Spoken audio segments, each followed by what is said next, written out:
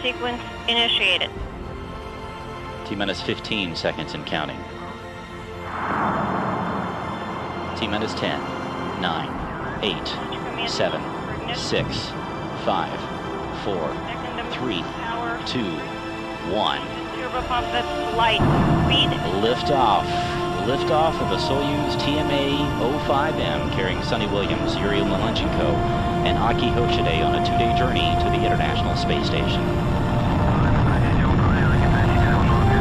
All of their launcher parameters are nominal.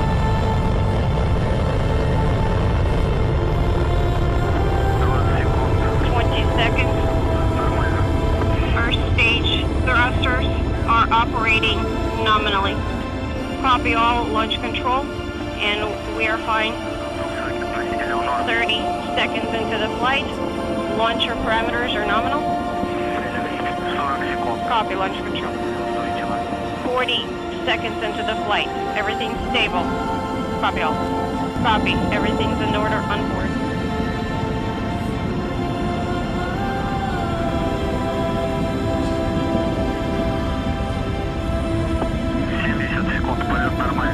Seconds into the flight, everything's nominal.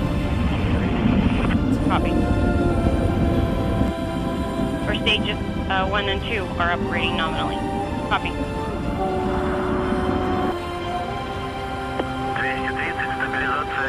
230 seconds into the flight, vehicle is stable. Copy. Everything's nominal on board. Of the Zarya module of the International Space Station on the STS-132 mission of Atlantis.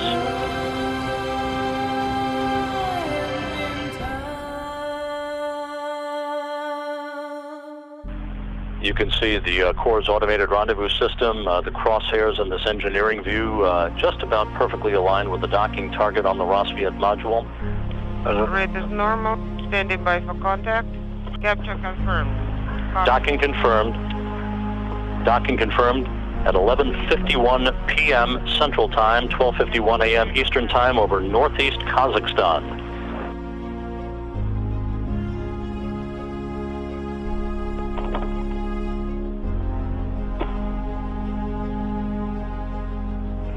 So on the 37th anniversary of that famous handshake in space by Tom Stafford and Alexei Leonov during the Apollo-Soyuz mission, another union of crews takes place to continue that legacy.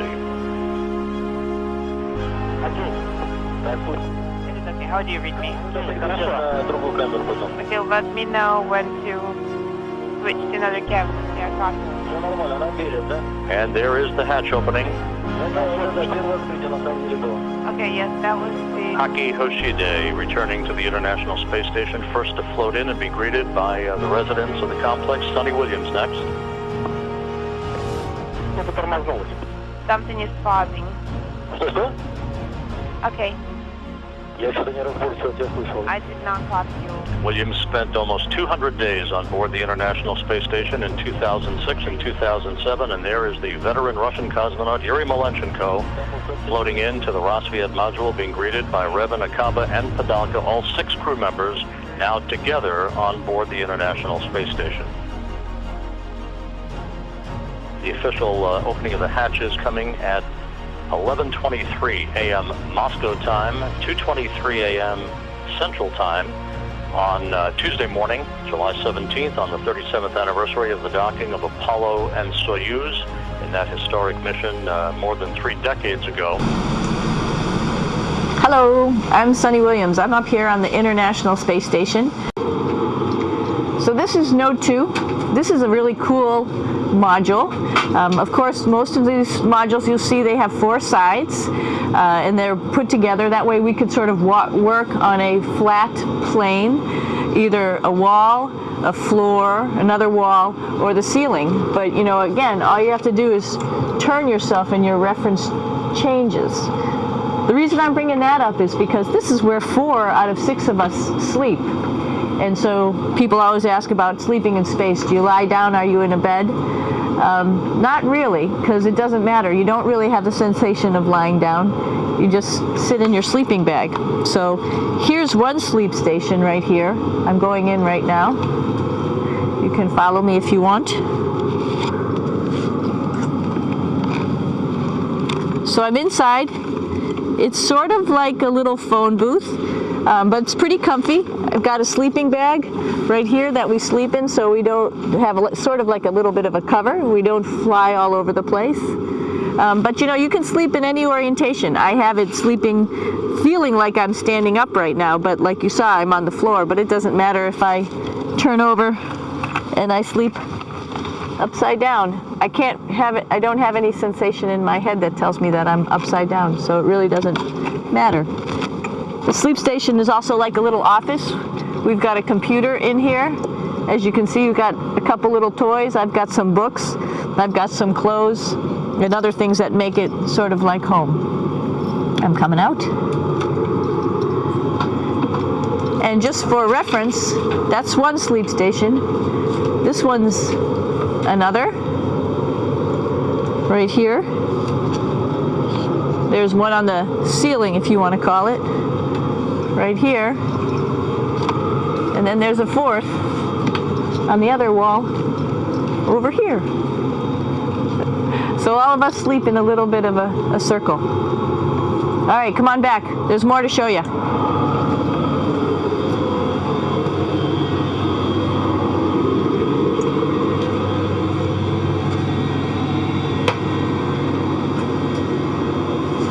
Here we are in the U.S. laboratory. Again, this is a laboratory with science experience on all of the walls here, all sorts of stuff that we do. And one of the things we also do is we exercise. We have some exercise equipment on board the space station. We need to do that because we lose bone density and muscle mass while we're up here, and that's a result of not having to fight against gravity. So how we keep ourselves in shape are with a bike, a treadmill, and a weightlifting machine. This is the bike. You notice the clip pedals. So all you need to do is actually clip your feet in, and then you can start pedaling.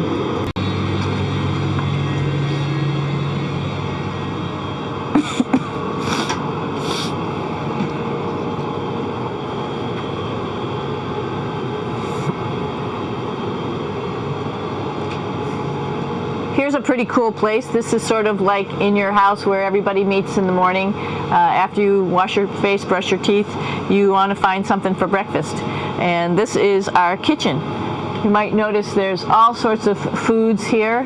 It's like opening the refrigerator. You got all your different stuff that you want to have: drinks, meats, eggs, vegetables, cereals, bread, snacks. And that's a good place. That's where you find all the candy. Side dishes, and then some little power bars just in case. So we have all this type of food. Some of it is dehydrated, and so we have to hydrate it, fill it up with water. Some of it is already made, and then all we have to do is heat it up. So something like this, I'm pulling out barbecued beef brisket. Pretty yummy. Not only is this food made in the US, but we also have food here from Japan. We've got Russian food. As you can see, all these red containers are filled with food that's from Russia. And then we get some of our specialty stuff, some things that we like, some of our favorite stuff that your family can send up. In fact, I like fluffernutters, and so I got sent up some fluff so I could make my fluffernutter with peanut butter. So you have a lot of food up here, no problems.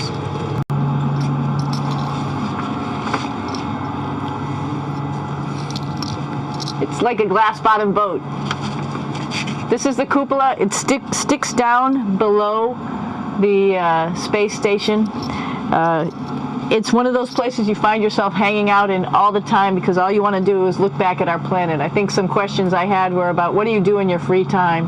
And you can't help but want to just come to the cupola and look outside as much as you can.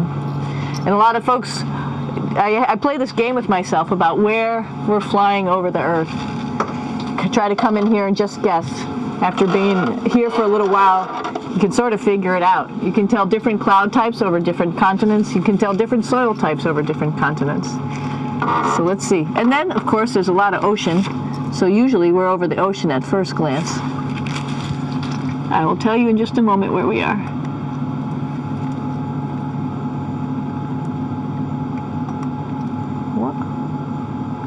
There we go. Oh, right now we are right over Africa. It's a little bit cloudy, as you can tell, but we're right over the continent of Africa. Hey, what's that? I think that's a Soyuz spacecraft. That's the spacecraft that's taken us home to planet Earth today. Oh my gosh. We might have to go take a look at that. That's pretty cool. It's a little bit smaller than the rest of the spacecraft, the space station, so you'll see if we go there, it'll be a little bit more crammed. But we're going, you can look all the way back to the back of the spacecraft, which is where the Russian segment is, and then you could look all the way forward to the front of the spacecraft, where the Japanese laboratory, the European laboratory, and the American laboratory. Hey, one thing I didn't show you, or I talked about but I didn't show you, was the exercise, another piece of exercise device. This is what we call the A-Red, and with this you can lift weights based on vacuum in these cylinders, just like you do at home at a gym. For example, if I wanted to do a squat, I could do it like this. Oops. I should need some weight on this thing. I'm not lifting with anything, so it's too easy. One of the cool things you could do things that you can't do at home. For example, single leg squats with just one leg, because the other leg, you won't fall over. So all sorts of stuff. You can also do bench press. We have a bench that we could add on here, so you can work on your beach muscles.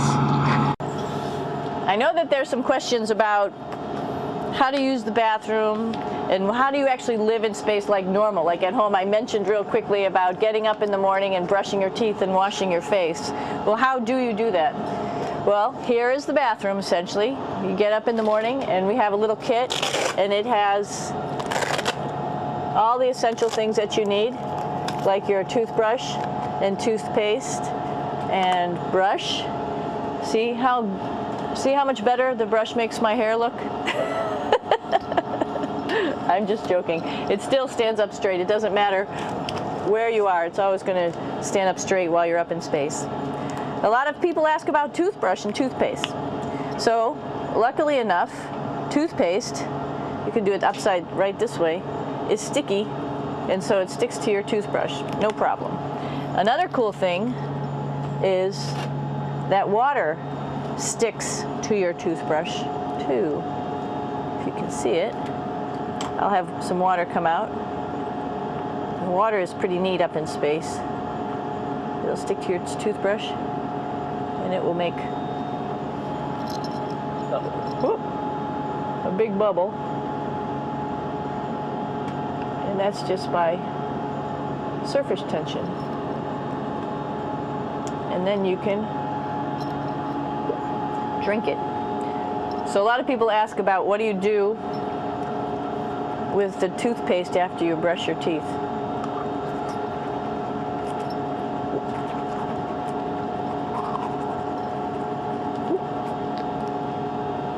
Two options.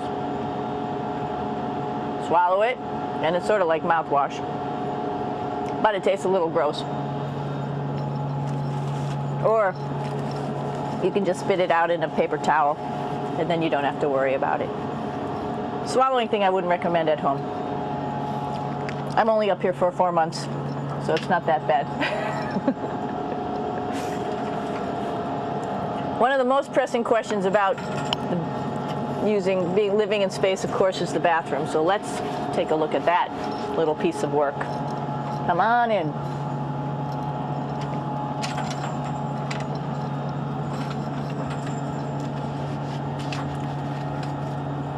Here we are at the throne.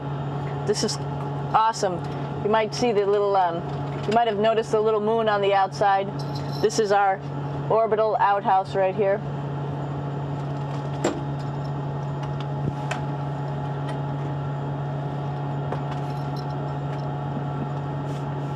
And of course, it serves for two functions. Number 2, right here. I'll show you. But you see it's pretty small, so you have to have pretty good aim, and you be ready to make sure things get let go the right direction. And it smells a little bit, so I'm closing it up. And that's, of course, for number 2. And this guy right here is for number 1. So they're sort of two slightly separate functions, but you can do a little, essentially both, by hanging on right here and doing number 1 and number 2. I might add it's color-coded, so you really don't get it mixed up, which is nice. This is yellows for number 1. And also, there's a selection of paper. People always ask about toilet paper. What do you do with toilet paper? What kind of toilet paper do you have? We have gloves, just because sometimes it does get messy. We have some Russian wipes, which are a little bit coarse if you like the coarse type of toilet paper. We have some nice tissues, which are nice and soft if you like soft toilet paper. We have Huggies, just for any cleanup. You know, we were all babies once, and this sort of helps. And then if things get really out of control, we have disinfectant wipes, just to make sure we clean up here. Because, you know, just like the water I showed you, the number 1 stuff can sort of go all over the place if you don't aim correctly. And did I mention both of these have a little bit of suction, so they should keep things going in the right direction. But like I said, sometimes things get a little out of control if you are out of control yourself flying around. So we have lots of protective stuff. And of course, you do have your privacy. There's a little door. From the Rassvet module to the Soyuz spacecraft, now saying farewell. Aki Hoshide, who has spent 4 months on board. There is Sonny Williams.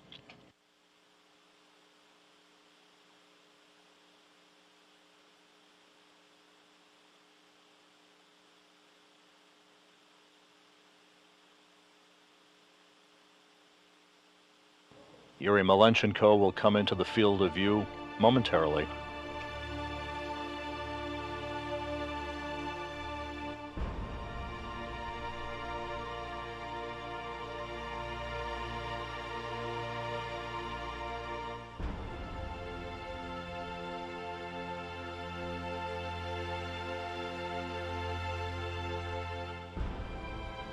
Hugs and handshakes as Malenchenko says goodbye to his Russian colleagues.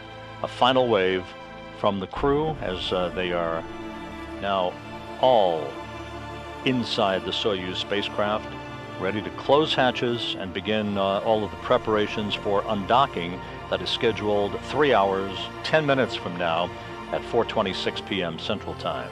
For the undocking command that will be issued by flight controllers at the Russian Mission Control Center in Korolyov, that will initiate the opening of hooks that have held the two spacecraft together, the Soyuz with the International Space Station's Rassvet module. Springs on both sides of the docking interface then will push off against one another at 4:26 p.m. Central Time to induce physical separation that will be followed 3 minutes later by a separation burn of about 15 seconds in duration to begin an opening rate for the Soyuz that ultimately will carry it to a distance of 12 kilometers away from the International Space Station for the deorbit burn that will begin the journey home for Williams, Malenchenko, and Hoshide.